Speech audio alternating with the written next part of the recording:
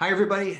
Jeff Toyster here. Welcome to our webinar, How to Keep Your Employees Obsessed with Customer Service or with Service.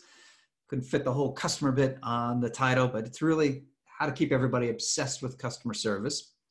We're going to share with you today a few things. Number one, why service culture initiatives fail. I've talked to a lot of service leaders and really heard firsthand their challenges, and there's some very consistent themes. We'll talk about that. We'll talk about how to make it easy for your employees to get obsessed with service and stand behind your organization or your team's service culture.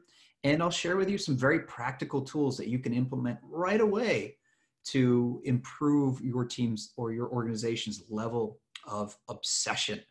Now, we are going to be a little more informal here than perhaps other webinars you've participated in. So we will do a Q&A at the end of the webinar, but I invite you to do it throughout the webinar using the chat feature. So if you locate that, there's a little icon that says chat. If you open that up, you'll see some of us have been chatting already. If you have a question at any point throughout the webinar, even just an observation or something you'd like to share with everybody else who's tuned in to the live webinar, go ahead and use that chat function. We've got a couple of options for you in just a moment. If you're listening to the recording, I don't believe you can see the chat, but I will try to read out some of the highlights so you can hear them. And we'll also do a poll at least once in the webinar to get some perspective from everyone, but we'll come to that when we come to that. So I want to start with a little story. You can see this quote here from John Stumpf, who at the time in September of 2016 was the CEO of Wells Fargo. And he sent a letter to all Wells Fargo employees. And in that letter, he said, our entire culture is centered on doing what is right for our customers. In fact, he had been really a proponent and a champion of customer-focused culture and really spent a lot of time messaging both internally and externally this idea that Wells Fargo had a customer-focused culture. Now, why was he sending this letter on September 8th to all employees? Well, it was to announce a settlement agreement where Wells Fargo had been busted for opening more than 2 million phony customer accounts. And why would employees do this? It turned out that an estimated 5,300 employees were fired for opening phony accounts. Why would they do that? Well, despite what Stumpf was saying about the culture, the reality was high pressure sales. If you worked for Wells Fargo at the time, you were pressured to open as many accounts as possible. And it became a widespread practice that employees would open fake accounts under pressure from their managers in order to meet aggressive sales targets. So the idea that we're customer focused is not something that you can simply proclaim. You can't say, hey, we're customer focused and it shall be. It's something that's really reflected in your actions and the way that you approach service day in, day out. And that's going to be a central theme to what we're talking about today. Ultimately, it's the leader, whether it's the CEO or if you're the leader of a team, it's how you lead the team. It's the leadership and your actions as a leader that determine that service culture. And we'll dive a little deeper into that today.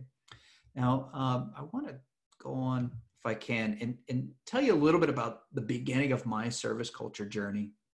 Years and years ago, I was the director of training and development for a parking management company. And one of the interesting parts about my role is we had more than 4,000 employees and approximately 500 different locations spread over several states. And I supported them all. And I primarily supported the managers of each of those locations to help them run their businesses better and serve their customers better. But a thing you may not know about the parking industry is that parking companies typically don't own the parking garage or the parking lot. It's the landowner or the real estate owner that does. So if an office building has a parking garage, it's whoever owns the office building that owns the garage, or an airport or a stadium or a hotel. It's the building or the landowner that owns the garage, and they hire the parking company to manage that for them. So our clients were typically the property owners or the property managers. So why do I bring this up? Because one of the things that was interesting to me and helpful to me was, even though I would say our company generally was customer focused and generally had employees who were obsessed with service, over 500 locations, over 4,000 employees, there were definitely some really great examples and some not so great examples.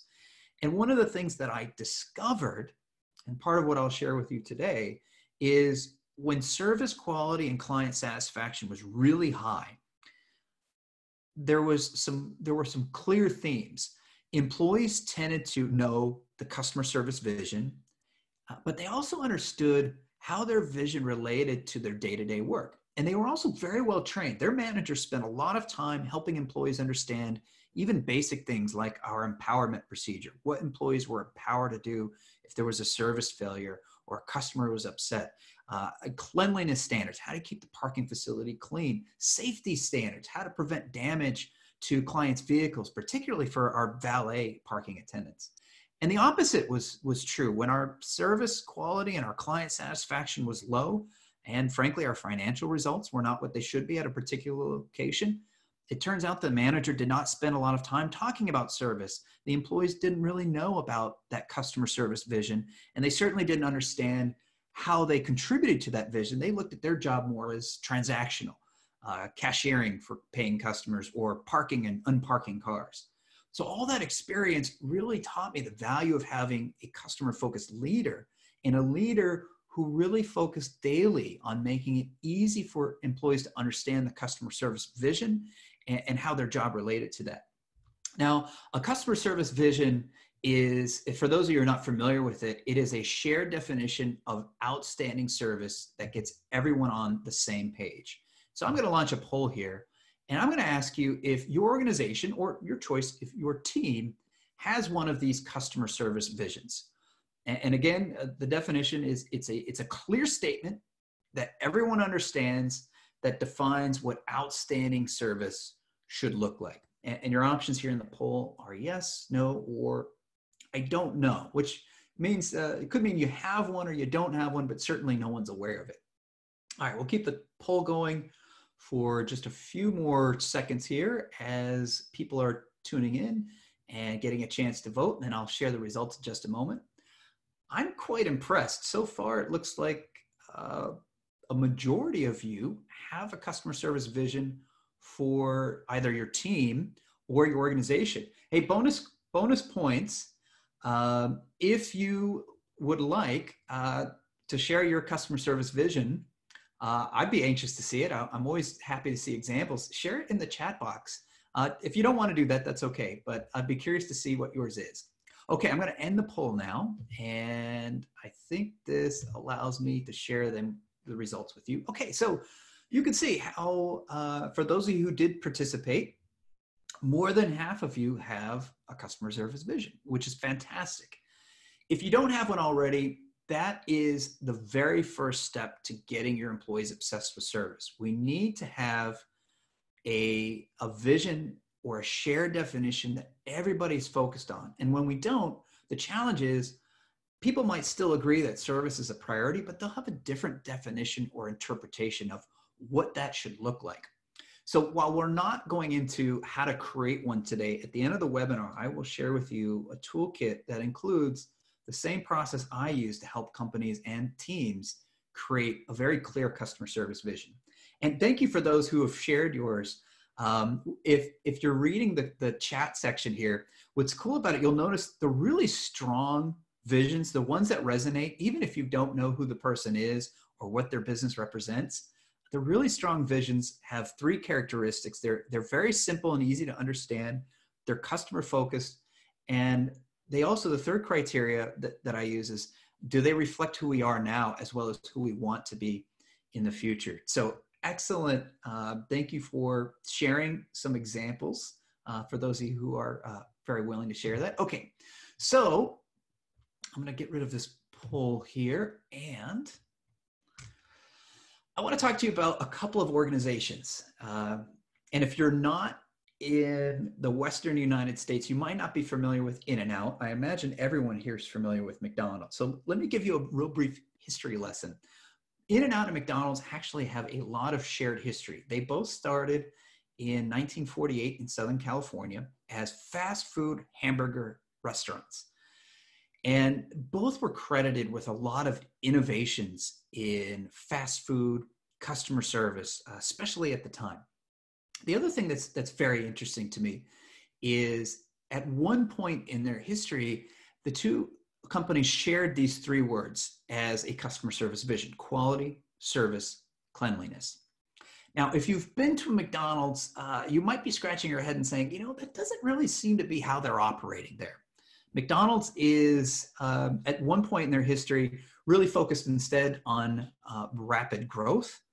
They focused on franchising. So I think the goal, or they're getting close to 90% of their locations being franchised.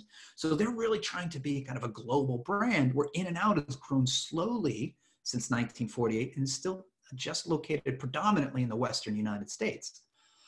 So McDonald's abandoned those three words very quickly in their history, while even today, InNOut operates under those three words. And I bring this up because it's not enough to have a customer service vision. You really have to organize your entire operation around that vision. It should guide your strategy, your tactics, simply the way that you design the delivery of your products and services. So for those of you who have never been to an InNOut before, let me very briefly describe what that experience is like. And I'm sure you've been to a McDonald's, so you can kind of compare and contrast. Quality, InNOut is famous for the quality of its food. In fact, they have an open kitchen you can see right in there, and you'll see people cutting fresh potatoes. They never freeze their meat. In fact, they cook every burger or cheeseburger to order. And so you can see all of that happening in the kitchen as you walk into a restaurant. Now, service is another big thing at InNOut. They invariably have cheerful, friendly, helpful associates, which is tough to do in a fast food environment. From many fast food experiences, it's really hard. And the truth is, fast food employees get a bum rap because their job is exceptionally difficult.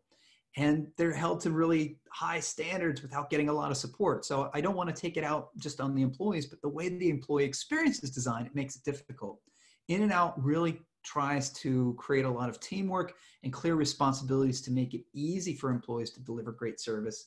And the thing that really gets me is I'm a big InNOut fan. I happened to wander into an InNOut in San Francisco last week at 11 at night, and it was busy. And even though it was 11 at night and it was busy, it was still pretty clean, which is amazing because that's another thing that InNOut's known for. They keep their restaurants as clean as you can imagine for a fast food place. And so I bring all of this up because the point of this and how you keep your employees obsessed with service is you can't merely have a customer service vision. You have to have a vision that everybody follows and uses to guide their daily work.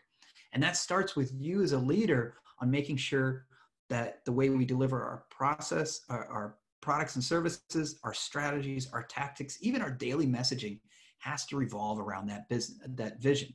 And if it doesn't, it's easy for employees to forget. So culture ultimately is what we do. And that's that example from InNOut. They do quality, service, cleanliness. That has been their secret ingredient, if you will, from day one in 1948. And it is still how they operate their business today.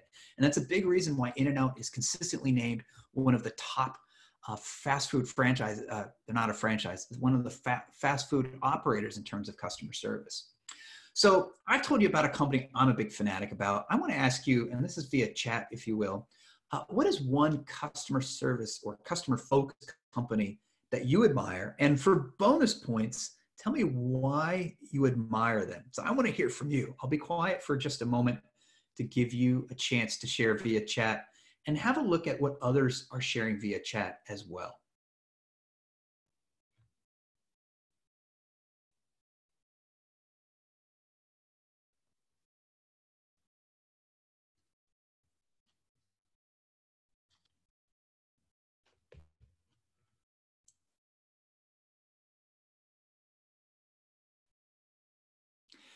And as I'll give you a few more seconds to do this, as people are typing this, look at some of the names of these companies. They many of them resonate. They're ones you might have experienced as well. What's interesting, and I'll give you a few of these examples here. Southwest Airlines, for example, consistently named one of the top airlines in terms of customer service. The other two are Alaska and JetBlue. They're always congregating near the top. They have a clear customer service vision in the form of their mission statement. They want to go beyond just service, and everything I'm kind of paraphrasing here, but everything they do is that kind of Southwest spirit. That's even reason they put the little hearts on the bottom of their airplanes. Zappos, which is really interesting to me, Zappos from day one has been founded as being customer focused, and they have quite a reputation. One of the things that they do is they create a culture book, and they recreate it every year. It's employee driven, employee sourced, where employees are asked to talk about the Zappos culture and what makes it special. A couple of you have mentioned Publix. Publix is a company that I profiled in the Service Culture Handbook. One of the things that Publix, if you're not familiar with them, it's a grocery chain predominantly in the Southeast United States. They do everything just at a different level. They make grocery shopping a pleasure, and that's kind of I'm paraphrasing their customer service vision. But they do some really interesting things. For example, their aisles are a little bit wider, so it's a little bit easier to navigate. You go into the produce section, there's not only a sign that says, this is what this produce is, it gives you more tips and suggestions around, how to use that zucchini. So it's really interesting to see how they operationalize their service culture to do things just a little bit better at a little bit higher level. It's a lot of fantastic examples, and thank you all for sharing your perspectives. And especially the reasons why. So understand that these customer-focused companies that we admire, they're not just driven by a statement or slogan or a customer service vision. They all have one in one shape or another, a way of defining this is what great service looks like for us. But they've also operationalized that customer service vision through a concept called alignment. And that simply means we're aligning everything that we do as an organization, whether it's our leadership messaging, our strategy, or our tactics around that customer service vision. And where companies struggle and why a lot of initiatives fail is they don't have that vision, or if they do have it, they haven't really shared it with employees, or even if they share it with employees, they don't make it easy for employees to fulfill that vision in their day-to-day work. And so I want to give you a few examples, and some of them are big and noteworthy, and some of them are smaller. There's a company called Squarespace. I use it to power my website and have for many years. If you've never heard of them before, here's their mission, which is also their customer service vision. So they allow people like me who, whether you have a blog or you're running a restaurant or a small business or a consulting agency, they allow you, even if you don't know how to build a website, to create a beautiful website that's easy for people to find, navigate, and use. Now, how does that translate into their daily work? Well, I'll give you one example. This picture you see here is from Hurricane Sandy, which is a number of years ago. And what happened during Hurricane Sandy is it flooded big parts of Manhattan. And that was a problem for Squarespace because their data center was in Manhattan, and the data center is running all of these websites, including mine. And what was fantastic about Squarespace in that moment where most people were probably thinking about their families, their homes, their personal safety, a group of Squarespace employees went to that data center, and they did have a generator that would keep things running. But the problem was the fuel tank for the generator was in the basement, and the basement had flooded. So they couldn't get the fuel from the basement to the 17th floor where the actual generator was located. But that didn't stop these Squarespace employees. What they did, along with some other employees from a company called Fog Creek, and then Pier 1, which is the actual company that ran the data center, they organized a bucket brigade and physically hauled diesel fuel up 17 flights of stairs to fill the generator and keep it running so that Squarespace never went down. And when you think about, that's an amazing thing to do. But what gets me, I think, when I hear this story is that Squarespace's CEO, Anthony Casalena, was part of that bucket brigade. He helped organize it. And so where a lot of CEOs or leaders are kind of giving out orders and expecting employees to be customer focused, but don't spend a lot of time on the front lines themselves, Castellano understood from his own experience in serving customers and being a Squarespace customer himself. He understood what it's like and how important it is to have your website up and running. And so he's on the front lines, making sure that Squarespace could keep going. Now that's a hero moment. That's a big story. But on a daily basis, I'll give you a smaller example.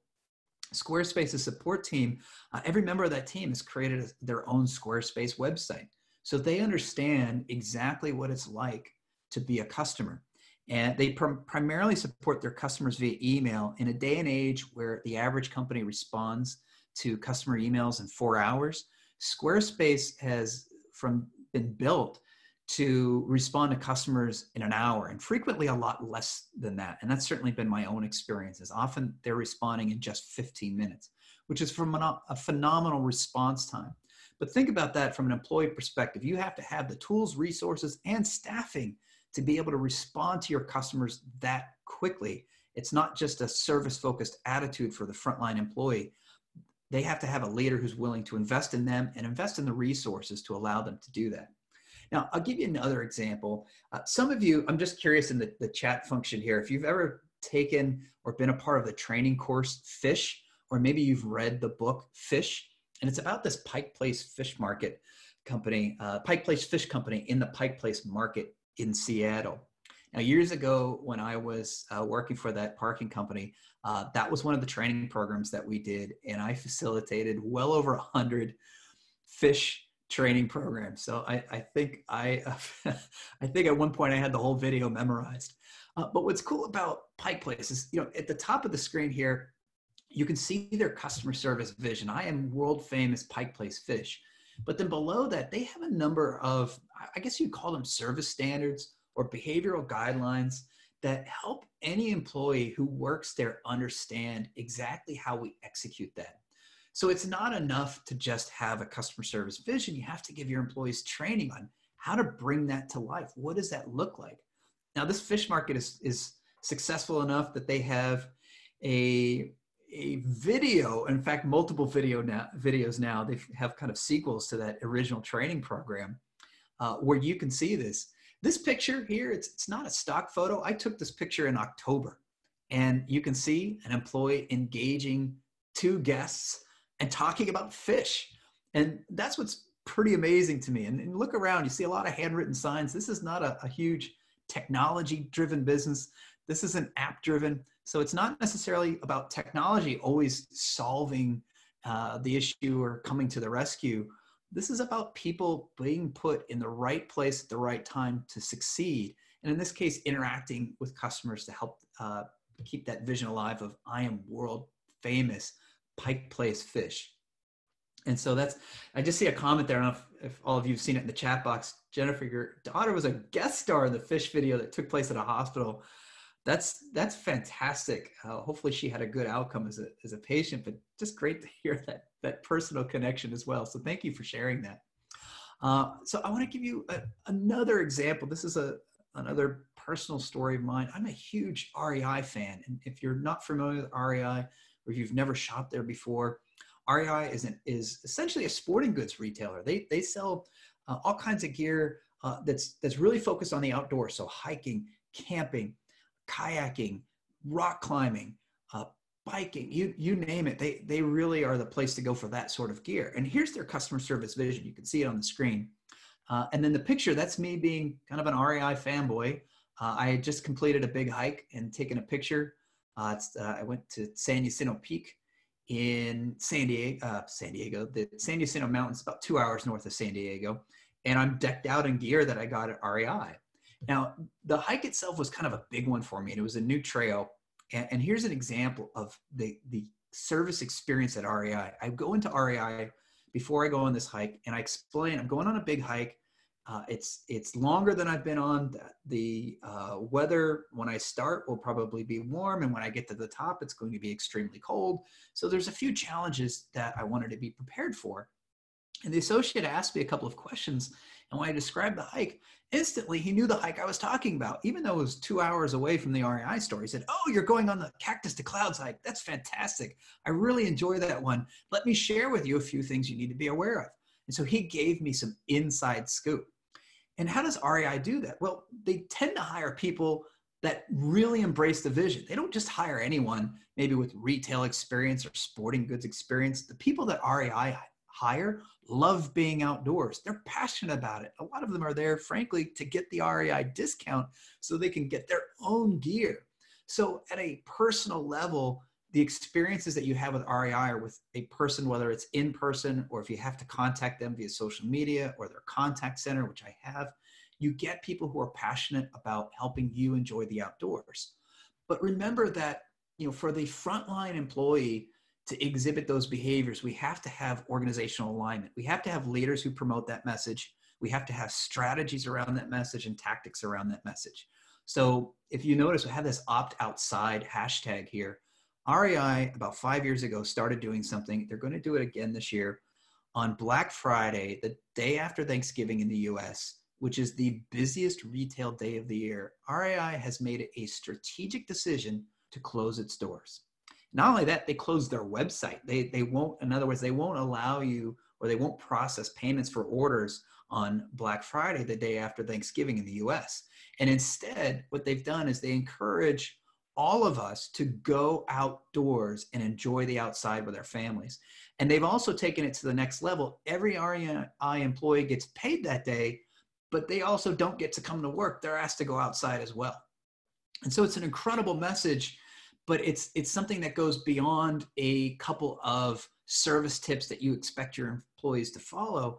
This is clearly baked into their DNA, where the CEO says, we're going to close our doors. Everybody gets a paid day off. Go outside and enjoy yourselves. And REI is actually taking it an extra step this year. They're going from just opt outside. And I'm sorry, I don't have the exact phrasing that they're using this year, but they're asking you not only to go outside, but participate in an environmental cleanup event. And they're actually providing resources on their website to help you find a local event where you can maybe go pick up trash on a beach or help maintain a trail or do something else. And that's that next level of enjoying the outdoors, but also notice in their mission, it's stewardship as well. And as someone who's participated in cleanup events or done trail maintenance, it's amazing to be working on a trail and having hikers go by and just look you in the eye and say, thank you for your efforts. So in all of these stories, I think you see a very consistent and hopefully clear theme that it's not just having a customer service vision, it's alignment around that vision in everything that we do. And so I want to share with you 5 key points of alignment that my research has identified. They're not the only points of alignment, but they're just the ones that I see as being the most dominant and the ones that are most consistent in customer-focused organizations. And I'm going to go through each of them. And then in a moment, I'll share with you how to download a toolkit and do your own alignment assessment. Now, before I get into these points, I also want to remind you that if you have questions for me about alignment or some of the examples that I've given you today, feel free to share your question in the chat box, and I'm happy to pause and answer a couple of them. I've also set aside some time at the end of the webinar to answer some of your questions as well, whether it's about specifically keeping employees obsessed with service alignment, or for those of you who are reading the Service Culture Handbook, we can talk about the book in general. But back to these points of alignment. So I'll give you kind of a compare and contrast. So goals is a big one, the metrics that we use to drive employee behavior. And in customer-focused organizations, the goals really align behaviors around providing amazing service. So an example I shared in the book was a support team where they all had a shared goal for outstanding service. And they weren't given any kind of prizes or incentives to achieve that goal. It was simply, our goal is to get to a certain level in our survey scores. And as a team, we're going to try to achieve that together. And so the behaviors that surrounded that is on a daily basis, they would look at customer feedback, figure out what went well, keep doing that, and figure out what they weren't doing well and try to improve. So one time they found that customers were really upset about getting transferred from a tier 1 level to a tier 2 level of support. because the tier 2 team was really busy and customers don't like to be transferred. So the tier 1 and tier 2 teams got together on their own and they figured out these are the top reasons for customer transfers.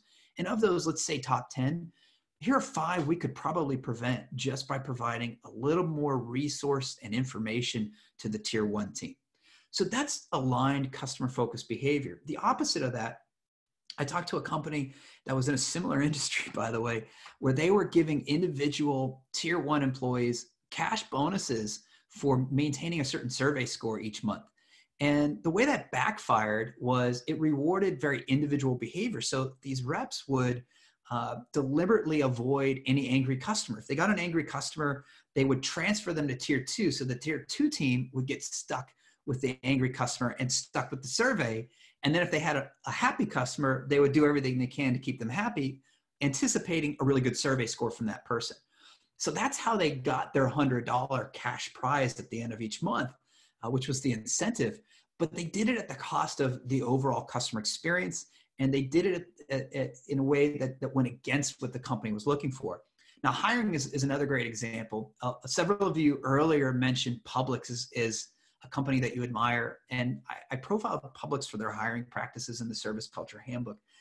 The short version of it is they follow a deliberate process to hire people who will embrace your culture. And you can see organizations like REI or Southwest, Chick-fil-A, they all do the same thing. The challenge is that an employee who's really great at REI may not be a fantastic employee at Chick-fil-A or the Ritz-Carlton. There are some universal customer service skills, but a lot of it is, do I identify with your brand? Am I passionate about what you do? And am I passionate about what you're going to ask me to do for customers? And so hiring is different from organization to organization. You really need to hire someone who's right for your culture and not just somebody else's culture. Training, another great one. We talked a lot about training already. So just to quickly touch on that, in organizations that are customer-centric, there's a lot of training on how to be customer-centric. You saw the example from the Pike Fish Company. A couple of you mentioned Disney as a company that you admire. Disney does a ton of training around how to be customer-centric. In fact, they have what they call their 4 priorities, and their top priority is actually safety. So while you expect this great level of service and people to be kind of in character and have a lot of fun at Disney, which they certainly do, if there's a safety issue, they are trained, cast members are trained to stop with the character, stop with efficiency. You don't even have to be that polite if it's about saving someone. But that's the only time when you can do that. And so they're very clear through training in terms of what the priorities are. Empowerment's another big one. Empowerment, we often think about authority. And in my research into customer-focused organizations, we found that it's not just authority, it's actually enablement. In other words, enabling employees to do the right thing in a way that fits your customer's focused culture. So going back to REI as an example, I once got the wrong item when I placed an online order, and I wasn't quite sure if I made the mistake or they just accidentally shipped the wrong color. So I thought it was safer to call. And they did something that was really cool. The associate said to me, it is our error. I see what happened here. We'll send you the right item, but it's just not worth your time and effort or our expense for you to send that item back to us. So why don't you go ahead and keep that shirt? If you like it, fantastic. And if you don't really care for it, then go ahead and donate it. And we'd be very happy if you were to do that. So in other words, they were making it easier for me to deal with their mistake rather than asking me to go through the trouble of shipping it back to them. And that's an example of empowerment. They had a process, they had a procedure. It wasn't just the associate acting on his own authority. They anticipated these things might sometimes happen, and the associate was given tools to be able to handle that. And then finally, we talked about leadership, and leadership is you. I'm assuming most, if not all of you on the webinar today are leaders. It's your daily messaging. How often do you talk about customer focus? What is the content of your meetings? Do you start with focusing on the customer, or do you start with other metrics? What is the content of your conversations with employees one-on-one? Do you talk about what they're doing wrong, or do you focus most of your conversation around how they can be part of that customer focused culture? What does that look like? What are the challenges that they're facing that might make it difficult for them to be part of that customer-focused culture? And so all of these actually come back to leadership. And that secret that I promised you today on the webinar is alignment. If you are aligning every single thing that you do as a leader around your customer service vision, it makes it easier for employees to be customer focused. So I promised you a toolkit, and this is a toolkit that allows you to create a customer service vision if you don't have one already. And if you do have one already, it will walk you through the 5 points of alignment. You can do a self-assessment and then dive deeper into areas where the assessment reveals you need some more attention to create better alignment. The way you get that toolkit is to text the word journey to 66866. It'll ask you for your email address, and then it will email you automatically that toolkit. I'll also send you my weekly customer service tip of the week. If you don't have it already, it's one tip once a week via email. And a lot of you, including I'm sure some of you on the webinar today, use that as a meeting topic each week to share with your employees. They're just reminders to get everybody on the same page and remind ourselves of some of the basics. That's actually something that a lot of customer-focused organizations do frequently. They don't assume that just because they covered the basics once, that employees remember them and will live them. They cover the basics all the time so that employees maintain good habits. Now, if you are outside the US, that text number may not work. So I've got a website for you. I'm going to put that up right here in the chat box.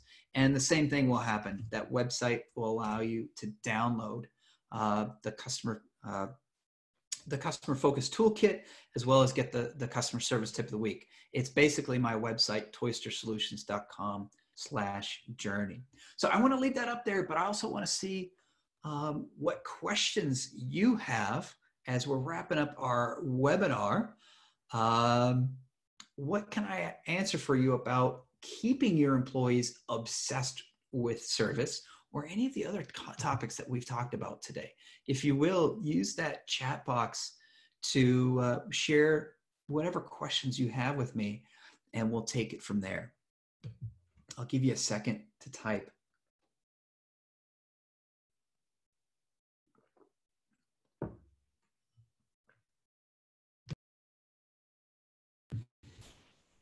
Okay, so first question from Grace: how do you tackle employees that believe customer-centered means customers now get to decide what and how they want service, and there's no control?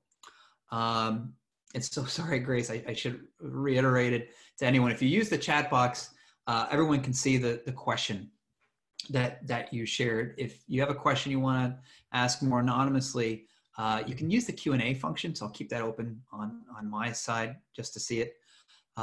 But whenever possible, let's use the chat box. So there's a couple of answers to that question about employees and how they look at being customer-centered. It starts with that customer service vision. And the customer service vision is our definition of what customer-centered means. And so when we have employees that don't really have the same definition, then we get some challenges. So one of the things that I've actually discovered is where organizations struggle with their customer service vision is they didn't involve their employees in writing it. In fact, when you download that toolkit, I'll share with you a process for involving your employees. And that helps get everybody on the same page from the beginning. And then as you get new employees, you can start from day one on in kind of indoctrinating them, if you will, to that customer service vision. So it starts there, and that's often the disconnect. Now, if you have employees who don't believe in the customer service vision or don't embrace it or are unwilling to share that same definition, that's where you know that employee might not be a fit with your culture and might not be a fit with your organization. So we want to give people every opportunity and invite them to be a part of our culture and share that same definition. If they're ultimately unwilling to, then we need to make sure that we share them with a competitor. In other words, that we should find a way to get them to exit our organization. If it's just a matter of confusion or they're not sure, then we have to educate them on the process that we used to come up with that vision, on what it means, and give them specific examples. So every vision will be different, but if employees have a sense of service that's different from the vision, then we really need to help clarify that for them. And that often takes care of that issue. Okay, a couple more questions. A lot of great questions coming here. So Meredith asked, how can you keep employees obsessed with service when there's tension amongst employees? And it's tough to answer that without knowing the specifics of the tension. So I'll give you a few examples of what I see as being the most common causes of tension. One of them is they have different or competing goals, or at least they believe that their goals aren't aligned. And so if you can align their goals around the vision, you can often reduce that tension. So the example I gave you of tier 1 versus tier 2, in one organization, there was a lot of tension because the tier 2 team felt the tier 1 team was dumping all their cases on them. And so they were really upset about them. You can't really blame the tier 1 team because they were giving an incentive for them to do that. In the other organization, they reduced the tension by having the two teams come together and collectively work on a way that they could both win. And so I would go back to the source of the tension, but often it comes from we have a different sense of the vision or we have different goals. Thanks for that question. All right. Karen asks, how do we get our team to handle internal customers with the same respect as external customers? I'm glad we brought up internal customers. I would say throughout my career, almost 50% of the requests I've gotten have had to do with internal customer service. And I would suggest to you and anybody else tuning in that internal customer service is in many respects the same as external. You can't act one way with your colleagues and employees and act a different way with customers because one of them is not being authentic.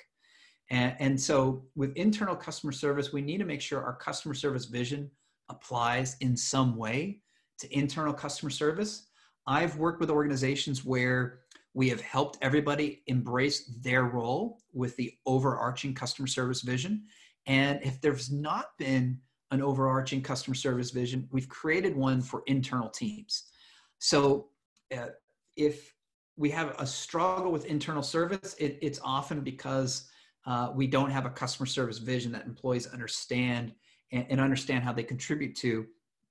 And when we fix that, then we can see some improvements. I will say though, and going back to the previous question about tensions, these issues do not resolve themselves overnight. They were probably developed over a long period of time.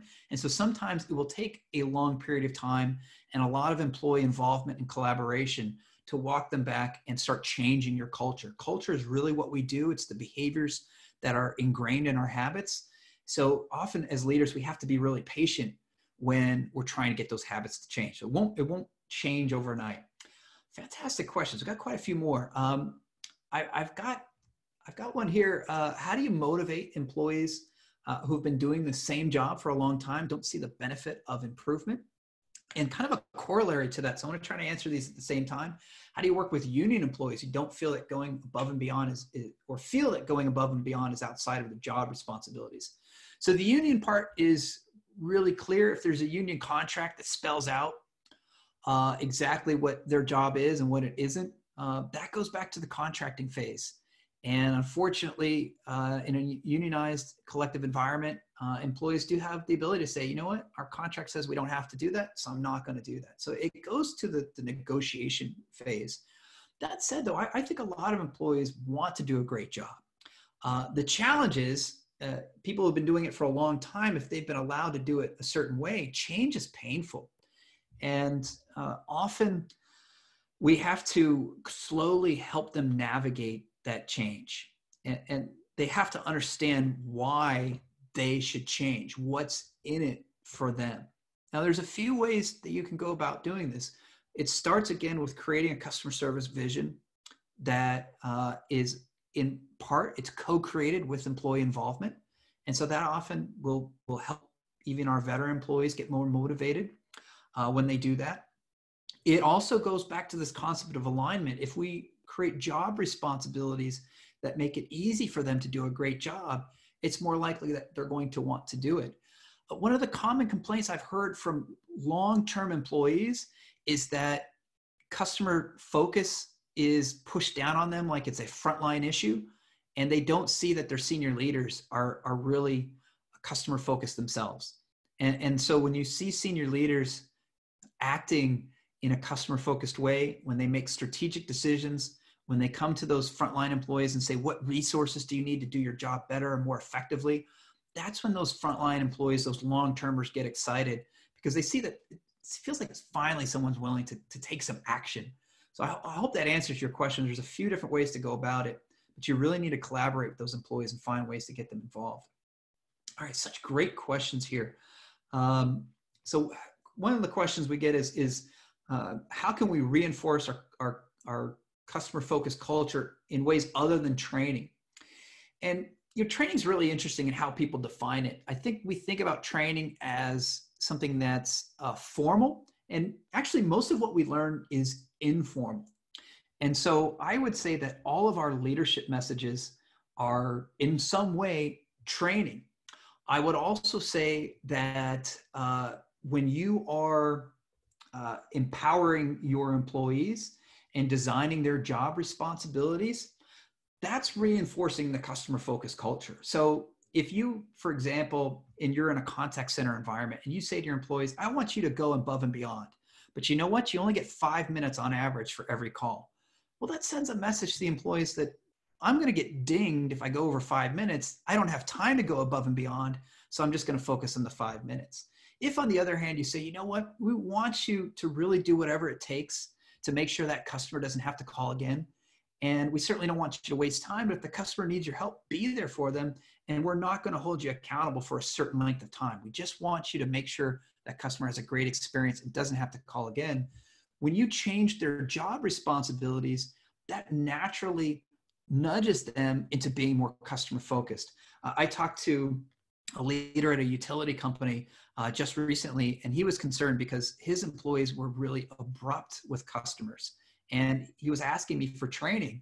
And what I was actually said to him was, I don't think you need training in this instance. Your challenge is you're telling your employees they have a set amount of time to handle that customer's issue. And most of your customers are really upset because they have some sort of problem with their utility. So as soon as you take that time frame away from them and say, I just want you to focus on making the customer feel better, they'll do a better job.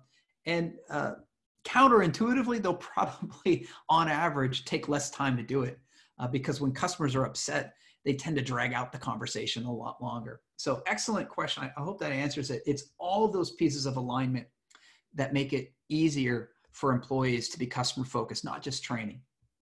Okay, if you outsource support service, another question, how do we do alignment when we outsource support service? It's how you outsource. So that whole decision around outsourcing should be part and should be driven by your customer service vision. Now, if the reality is it was just driven by cost, then that's your culture. I hate to break it to you, but that's how your culture is. If all that went into that was, who's the lowest bidder.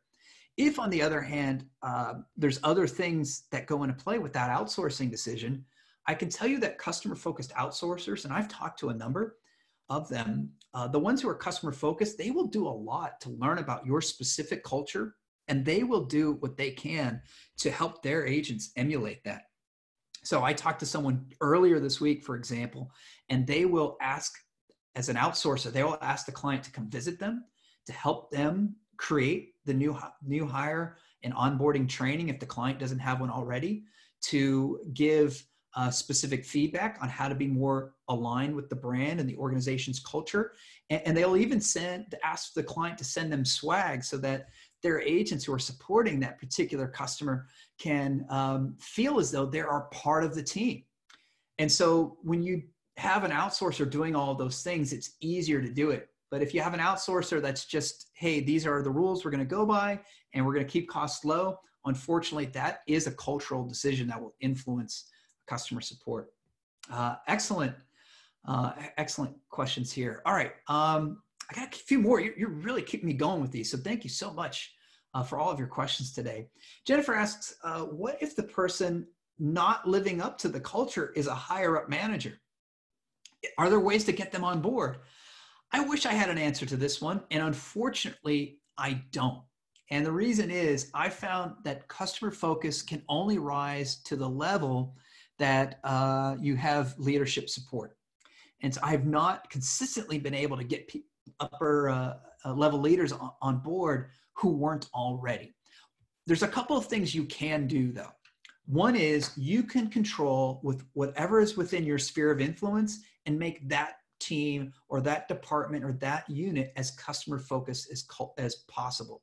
There'll always be some friction when you interact with different departments, but what happens sometimes is that when you're doing really, really well, other departments want to know what your secret sauce is and they want to get on board. And I've done that with a client where we started with one department that was not really well known for service.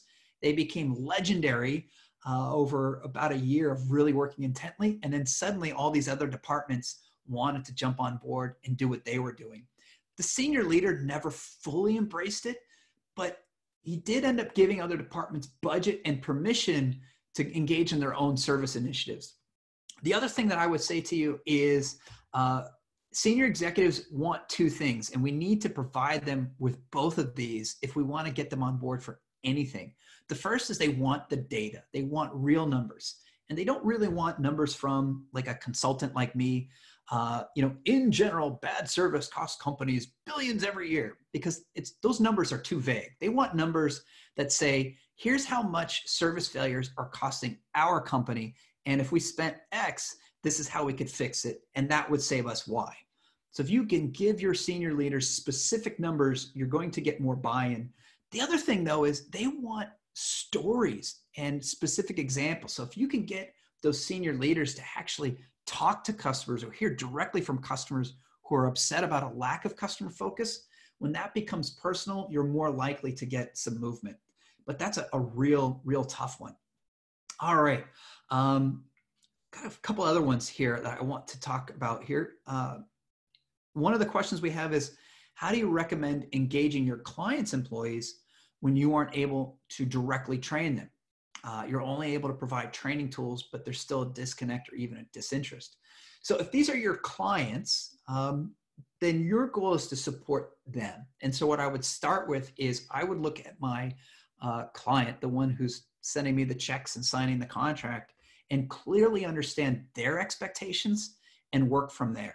You are being customer or client focused in this case if you are helping them succeed.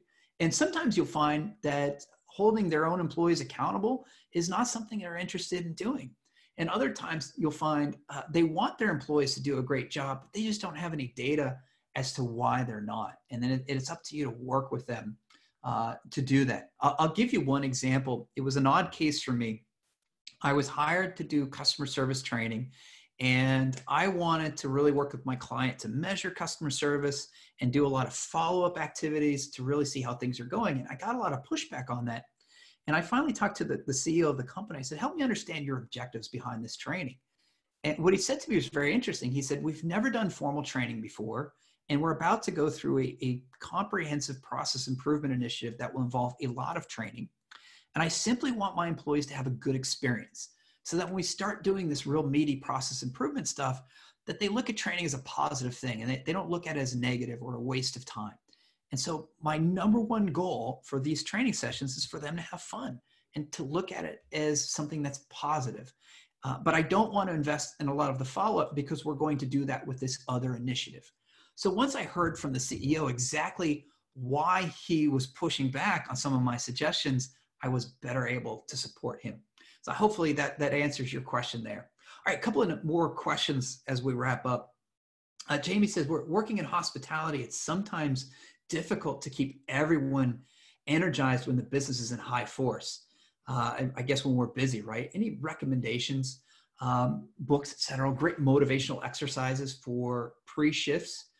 I do, in fact, I'm going to put my blog post here, and I apologize. I'm doing this off the cuff. So Jamie and anyone else who's looking in, my blog address is there, toystersolutions.com/blog. And I would search for, there's a search box there on the upper right-hand side. I would search for huddle. It's probably going to bring up the blog post faster than pre-shifts, but I actually have some specific recommendations on pre-shifts. One of the things I can tell you, and pre-shifts is a great way to keep everybody focused. They should be very focused meetings in themselves. In other words, they should be generally 5 to 10 minutes. That's it. They should focus on maybe one specific review topic. And other than that, they should focus on maybe one point of friction. When I wrote the service culture handbook, for example, one of the organizations that I interviewed was the Chicago Fire, which is the Major League Soccer club in Chicago. And one of the things that they do is before every match, their term for games, or before every match, they collect customer feedback. And if they see a pain point, maybe it's a particular concession stand had some sort of issue with wait times or something, they will go to that concession stand and they'll do a pre-shift with employees there specifically around the solution to that problem. So if we're doing pre-shifts, have them be laser focused on helping employees do better. Employees really thrive when they feel like they're able to make a difference. Now, I would also ask you to focus on what happens afterwards, which is, we all get exhausted at times. And if you can find ways to help your employees take a break between those really busy things, and during that slightly downtime, make sure employees feel extra appreciated, that you're recognizing them for the hard work that they're putting into it. I think in the short term, when we're customer focused, we can sustain that high level of energy. But if it goes on too long and we don't feel like we're getting any relief or appreciation, then our capacity to keep giving that energy diminishes over time. So if you can help them recharge by taking a real break, or giving them a quiet space, or just giving them a day off sometimes, it's hard to do that. It's really hard to do. But if you can make that happen to demonstrate appreciation, that allows them to recharge their batteries and keep going at a higher level the next time around. All right, we've got another question here. The question is, our challenge is we have excellent employee engagement with one side of the office, yet two older employees who refuse to involve themselves. What do we do about that? So without knowing more about the situation, I actually did some research earlier this year on toxic employees and how, and I don't know if we can characterize these employees as toxic or not, but I'll give you the description and you can decide if it fits. Toxic employees are employees who kind of infect everybody else, and usually in a very negative way, usually through inappropriate behavior. They are sometimes harassing. They actively campaign against our initiatives. They're sometimes engaged in fraud or theft. And when employees are doing that, they tend to attract other people who are kind of on the fence.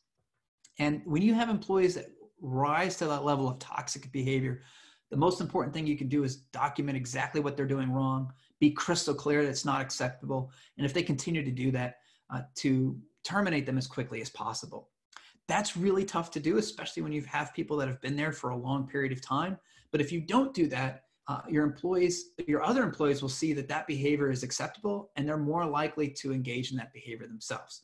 Now, the person who asked this question, you may not have employees who are toxic, they're just unwilling to engage.